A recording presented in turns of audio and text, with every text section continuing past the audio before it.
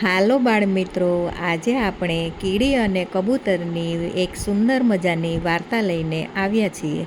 તો ચાલો આપણે વાર્તા સાંભળીએ. એક ગાઢ જંગલ હતું.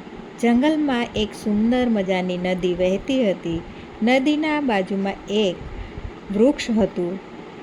વૃક્ષ ઉપર એક કબૂતર તેના માળામાં રહેતું હતું.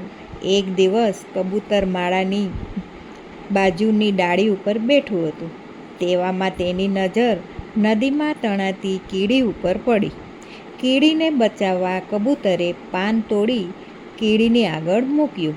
કીડી પાન ઉપર ચડી ગઈ અને પાન તણાતું કિનારે આવી પહોંચ્યું.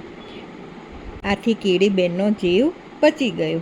પછી કીડીબેન કબૂતર પાસે જઈને તેમનો ખૂબ ખૂબ આભાર માન્યો. તેથી બંનેની દોસ્તી થઈ. થોડા દિવસો પછી એક દિવસ શિકારી જંગલમાં શિકારની શોધમાં આવી પહોંચ્યો. શિકારની નજર એક ઝાડ ઉપર બેઠેલા કબૂતર ઉપર પડી.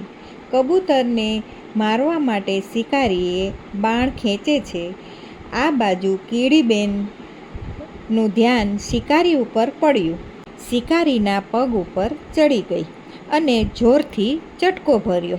તેથી શિકારીનું નિશાન ચૂકી ગયું અને બાણના અવાજથી કબૂતર ઉડી ગયું.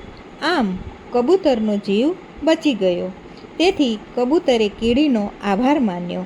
આમ કીડી અને કબૂતર પાકા મિત્રો બની ગયા. આ વાર્તા ઉપરથી આપણને એવી શીખ મળે છે કે મુશ્કેલીના સમયમાં એકબીજાને મદદ કરવી જોઈએ. આવજો બાળ મિત્રો.